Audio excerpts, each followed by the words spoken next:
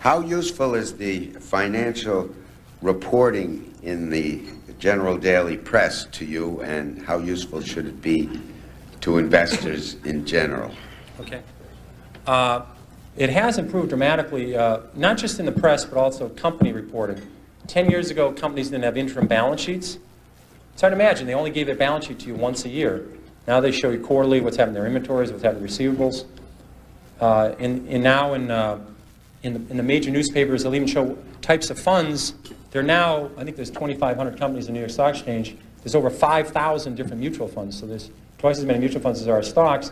At least in the paper day, explains what kind of fund this fund is. So I think reporting has improved. They report earnings. But again, I think if you own auto stocks, you shouldn't be reading the financial part of the newspaper. On Wednesday, the local newspaper, Tuesday some places, or on Saturday, they have a whole 4 pages on automobiles. And they talk about new models. And they say this one stinks and this one's outstanding. They really, if you own auto stocks, that's the part of the newspaper you should be in. You shouldn't be calling your broker 4 times a day to get stock quotes. It doesn't work. Getting up in the morning to look to see how your stock did yesterday is not useful. All this stuff is just a waste of time. If you're adding up how much your stocks are worth, absolute waste of time. You should be looking at the company when you get the quarterly reports.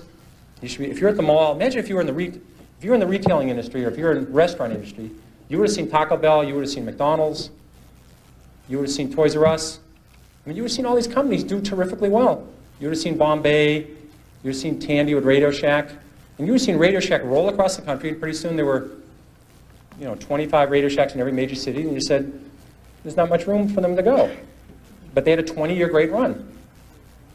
That's what you're dealing with. You're not dealing with the minutia of today. You're dealing, what's this company doing 2 years, 3 years, 4 years, 5 years from now? And if you're dealing with a cyclical and business is turning around, you wait for signs that business is slowing down. And when you see it, you move on to something else.